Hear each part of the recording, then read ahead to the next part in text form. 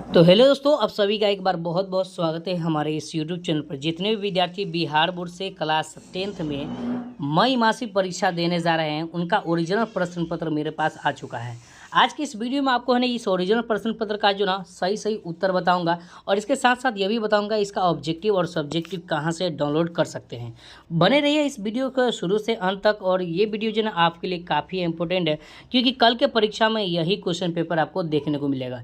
एक भी प्रश्न इधर से उधर नहीं होगा, और बिहार बोर्ड के द्वारा ये प्रश्न पत्र जारी किया गया है, और इसमें जो है ना सभी विद्यार्थियों का सेम प्रश्न पत्र आएगा। ठीक है, इस बात को आप जानते हैं पहले से। ठीक है, तो चलिए हम स्टार्ट करते हैं। और सबसे पहले मैं आपको बता दूं कि इसमें जो भी क्वेश्चन दिया गया है सबको मैं एक स्टेप बाय स्टेप एडिटिंग कर दिया हूँ, क्योंकि बिहार विद्यालय परीक्षा समिति अभी आप जानते हैं कि कितना टाइट किया गया है समझे, शिक्षा विभाग की तरफ से। ठीक है, इसलिए मैं सारा क्वेश्चन को एडिटिंग कर लिया हूँ और ऊपर का मैं फेस दिखा दिया हूँ, ताकि जो ना आपको समझ में आए कि हाँ यही ओरिजिनल प्रश्न पत्र है कि नहीं है। ठीक है, तो आप जानते हैं। ठीक है, तो यहाँ पर दिया हुआ देख सकते हैं, यहाँ पर गौर से देखिए, और यहाँ पर बताया जा रहा है कि 1 से लेकर 30 तक प्रश्न दिए हुआ, जिनमें आपको 25 प्रश्नों का उत्तर देना अनिवार्य है। ठीक है प्यारे बच्चों, ये तो आपको सबसे पहले पता ही होगा। खास बात यहाँ पर देख सकते हैं, यहाँ पर मैं पहला नंबर क्वेश्चन को भी दिखा दिया हूँ। यहाँ पर बताया गया है पहला नंबर प्रश्न कि जिस स्वर के उच्चारण में समय लगे उसे क्या कहते हैं। ठीक है, तो यहाँ पर देखिए 3 गुना यहाँ पर लिखा हुआ, 3 गुना यहाँ पर लिखा हुआ। ठीक है, 3 गुना। ठीक है, 3 गुना समय लगेगा उसको क्या कहते हैं। ठीक है, यहाँ पर देखिए मैं इसी क्वेश्चन को यहाँ पर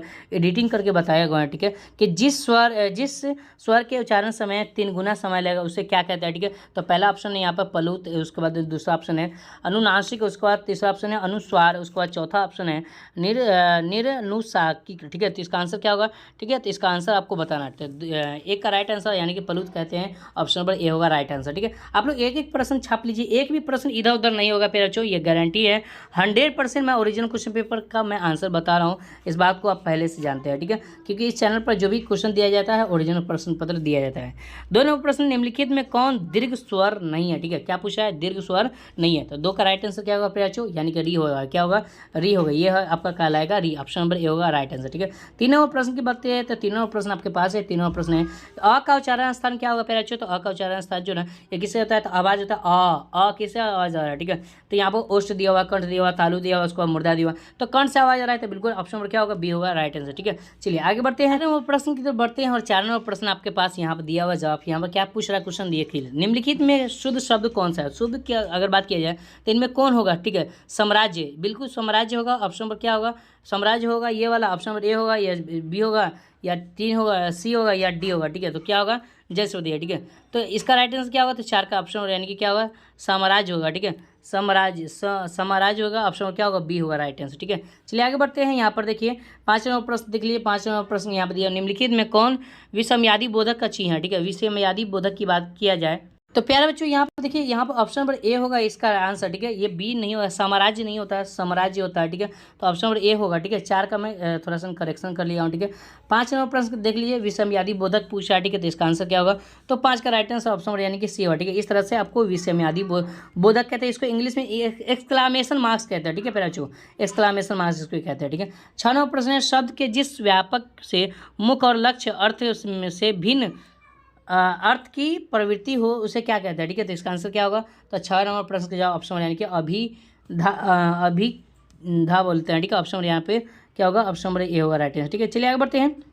7 नंबर प्रश्न, निम्नलिखित में कौन शब्द कर्मधारय समास का उदाहरण नहीं है। तो कर्मधारय समास का उदाहरण कौन नहीं है, तो ठीक है, तो यहाँ पर सभा भवन होगा, ऑप्शन नंबर सी होगा राइट आंसर। ठीक है, यह 100% क्वेश्चन ओरिजिनल, एक भी क्वेश्चन इधर उधर नहीं होगा प्यारे बच्चों, यकीन मानिए। ठीक है, निम्नलिखित में कौन शब्द अधिकरण तत्पुरुष समास का उदाहरण है। ठीक है, तो अधिकरण तत्पुरुष समास की अगर बात की जाए तो ऑप्शन यानी बी होगा। ठीक है, याद रखना। ठीक है, ऑप्शन क्या होगा, बी होगा। मुनिश्रेष्ठ होगा। ठीक है, मुनि श्रेष्ठ हो जाएगा। ठीक है, मुनि श्रेष्ठ हो जाएगा। ठीक है, चलिए आगे बढ़ते हैं। 9 नंबर प्रश्न, निम्न में कौन शब्द करण तत्पुरुष समास का उदाहरण है। तो 9 नंबर प्रश्न का जवाब प्यारे बच्चों देह चोर हो जाएगा, ऑप्शन क्या होगा, ए होगा राइट आंसर। ठीक है, ऑप्शन क्या होगा प्यारे बच्चों, ए होगा राइट आंसर। ठीक है, चलिए आगे बढ़ते हैं। 10 नंबर प्रश्न है, जिस समास का पूर्व पद संख्या बोधक हो उसे क्या कहते हैं। ठीक है, जिस समास का पूर्व पद संख्या बोधक हो उसको क्या कहते हैं, तो इसको क्या कहते हैं, ऑप्शन नंबर क्या होगा, द्विगु समास कहते हैं, ऑप्शन नंबर यानी कि सी होगा राइट आंसर। ठीक है, चलिए आगे बढ़ते हैं। यहाँ पर 11वां प्रश्न देख लीजिए। 11वां प्रश्न है, 2 स्वर्णों के मेल से उत्पन्न जो है विकार अथवा रूप परिवर्तन कौन संधि कहलाता है, ठीक है। रूप परिवर्तन को कौन सा संधि कहते हैं, तो इसका आंसर क्या होगा, 11 का राइट आंसर ऑप्शन ए, यानी कि स्वर संधि कहते हैं, ठीक है। 12वां प्रश्न देख लीजिए, 12वां प्रश्न है निम्नलिखित में कौन शब्द विधि स्वर संधि का उदाहरण है, तो 12वां प्रश्न का जवाब ऑप्शन डी यानी कि सदैव होगा, ऑप्शन डी होगा राइट आंसर, ठीक है। देख सकते हैं ये भाई यहाँ पर देख सकते हैं ये पेपर का एडिटिंग किया हुआ है, देख सकते हैं पूरा एडिटिंग है पेपर का, ठीक है। पेपर का क्वेश्चन लिया गया है, इस बात को याद रखना, ठीक है। ये सारा क्वेश्चन पेपर का है, ठीक है। पहला प्रश्न है निम्नलिखित में कौन शब्द व्यंजन शब्द संधि का उदाहरण है, ठीक है। तो व्यंजन संधि का उदाहरण कौन है, ये आपसे पूछा है, तो 13वां प्रश्न का जवाब ऑप्शन यानी कि सी होगा राइट आंसर। मैं इसका ऑब्जेक्टिव और सब्जेक्टिव को डाउनलोड करना भी सिखाऊंगा प्यारे बच्चों, इस बात को आप जानते हैं पहले से, और मैं स्टेप बाय स्टेप बताऊंगा कहाँ से आप डाउनलोड कर सकते हैं। निर्छल शब्द में कौन सा संधि, तो निर्छल जो ना निश्चल छल है, निश्चल, यहाँ पर थोड़ा सा सही से देखिएगा, इस तरह से लिखा हुआ छल, निश्चल जो है इस तरह से दिया हुआ, ठीक है। निश्चल शब्द में कौन सा संधि, तो प्यारे बच्चों 14 का राइट आंसर व्यंजन संधि है, ऑप्शन बी होगा राइट आंसर, ठीक है। चलिए प्यारे बच्चों अगला प्रश्न की बात किया जाए तो देखिए अनु प्लस अ में पद से कौन सा संधि बनेगा, ठीक है। तो अनु प्लस अ पद से कौन सा संधि बनेगा, तो 15 का राइट आंसर यानी कि ऑप्शन नंबर ए होगा राइट आंसर, अव्यय बनेगा, ठीक है। क्या बनेगा, अनिव्यय बनेगा, ठीक है, याद रखना, ठीक है। ऑप्शन ए होगा राइट आंसर, अनिव्यय बनेगा, ठीक है। 16वां प्रश्न है मदन ने कासू के कितने दांत तोड़े थे, ठीक है। तो मदन ने कासू के जो है लगभग जो है कितना दांत तोड़ा था, तो यहाँ पर पूरा का पूरा करेक्ट आंसर मैं बता रहा हूँ, ये 2 दांत तोड़ा था, ठीक है, याद रखना, ठीक है। चलिए आगे बढ़ते हैं। 17वां प्रश्न है लेखक भीमराव अम्बेडकर बेरोजगार का प्रमुख और प्रत्यक्ष कारण किसे मानते हैं, तो 16 का हो गया, 17 का राइट जो यानी कि ऑप्शन बी होगा राइट है, ठीक है। जाति प्रथा को मानते थे, ठीक है, किसको, जाति प्रथा को, यहाँ पर को हो जाएगा, ठीक है, इस तरह से लिखिएगा, ठीक है। चलिए आगे बढ़ते हैं। अगला प्रश्न की बात की है तो यहाँ पर 18वां प्रश्न है मदन किसका बेटा है प्यारे बच्चों, तो मदन जो ना वो गिरधर लाल का बेटा है, ऑप्शन डी होगा राइट आंसर, ठीक है। चलिए आगे बढ़ते हैं। 19वां प्रश्न की बात किया है तो 19वां प्रश्न यहाँ पर देख लीजिए बुद्धिज्म एवं कम्युनिस्ट के लेखक कौन है, बुद्धिज्म एवं कम्युनिस्ट के लेखक कौन है आपसे पूछा, ठीक है। तो इसका आंसर क्या होता है, 19 का राइट आंसर ऑप्शन बी होगा, ठीक है, भीमराव अम्बेडकर, ठीक है। चलिए आगे बढ़ते हैं। अगला प्रश्न है 20वां प्रश्न सेन साहब की कितनी लड़कियां थी, तो प्यारे बच्चों सेन साहब की कितनी लड़कियां, तो 20 का राइट आंसर ऑप्शन यानी कि क्या होगा 20 का ऑप्शन डी होगा राइट आंसर, ठीक है, 5 लड़कियां थे, ठीक है।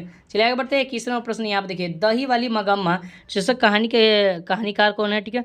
तो दही वाली मगम्मा की अगर बात किया तो इसका कहानीकार की बात किया तो 24 का right answer option number C होगा, ठीक है, याद रखना ईश्वर पेटलीकरण करक हो जाएगा, ठीक है, ईश्वर पेटलीकर्क हो जाएगा, ठीक है। चलिए आगे बढ़ते हैं। 22वां प्रश्न है गुरु नानक किस धारा के प्रमुख कवि है, तो 22वां प्रश्न का जवाब ऑप्शन पर क्या होगा, तो 22 का ऑप्शन पर 24 का 21 का मैं बताया, एक मिनट 21 का था ना, 21 का ऑप्शन नंबर ए होगा, ठीक है, एक ऑप्शन नंबर ए होगा, ठीक है, याद रखना, ठीक है, ऑप्शन नंबर ए होगा, ठीक है, 21 का ए हो जाएगा।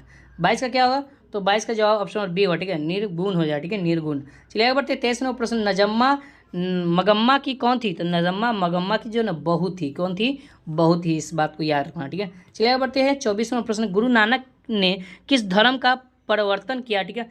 तो गुरु नानक किस धर्म को परिवर्तन किया, तो 24वां प्रश्न का जवाब यानी कि सिखों का सिख धर्म जो ना होता है वो ऑप्शन यानी कि सी में जाएगा राइट जवाब, ठीक है। चलिए आगे बढ़ते हैं। दही वाली मगम्मा शीर्षक कहानी किस भाषा में अनुदित है, ठीक है, तो यानी किस भाषा से प्रस्ताव किया गया है, लिखा गया है, तो 25वां प्रश्न का जवाब ऑप्शन नंबर सी यानी कन्नड़ भाषा से लिखा गया, ठीक है, याद रखना। 26वां प्रश्न पे बच्चों गुरु ग्रंथ साहिब का ग्रंथ किसे कहते हैं, तो यहाँ पर याद रखना 26 का राइट आंसर ऑप्शन बी यानी कि गुरु अर्जुन देव को कहा गया, ठीक है। चलिए आगे बढ़ते हैं। 28वां प्रश्न है मगम्मा किसके लिए मिठाई ले जा रही थी, तो प्यारे बच्चों याद रखना मगम्मा जो है पोता के लिए मिठाई ले जा रही थी, किसके लिए, पोता के लिए मिठाई ले जा रही थी, याद रखना, ठीक है। चलिए आगे बढ़ते हैं प्यारे बच्चों। अगला प्रश्न की बात किया जाए तो यहाँ पर ये 29वां प्रश्न है विश्व के दांत शीर्षक पाठ के लेखक कौन है प्यारे बच्चों, तो विश्व के दांत जो है एक चैप्टर से लिया गया है और उसके लेखक कौन है, ठीक है, तो याद रखना इसके लेखक जो है नलिन विलोचन शर्मा है, ऑप्शन नंबर बी हुआ राइट जवाब, ठीक है। ये सभी के सभी PDF से बनाया गया है प्यारे बच्चों, ये सारा का सारा क्वेश्चन ओरिजिनल पेपर है, इस बात को आप जो है 100% गांठ मान लीजिए, और जब आप परीक्षा दे के आएंगे तो आपको पता चल जाएगा कि ओरिजिनल प्रश्न पत्र था ही नहीं, क्योंकि है ना मैं आपको कभी भी ठगिंग नहीं कर सकता हूँ, ठीक है, क्योंकि इस चैनल का विश्वास है, ठीक है। श्रम विभाजन और जाति प्रथा की बात किया तो इसका आंसर क्या हो, तो श्रम विभाजन और जाति प्रथा के लेखक जो है वो कौन है, तो भीमराव अम्बेडकर साहब है, ठीक है, याद रखना, ठीक है। तो इस तरह से मैंने आपको 30 प्रश्न बता दिया और इसका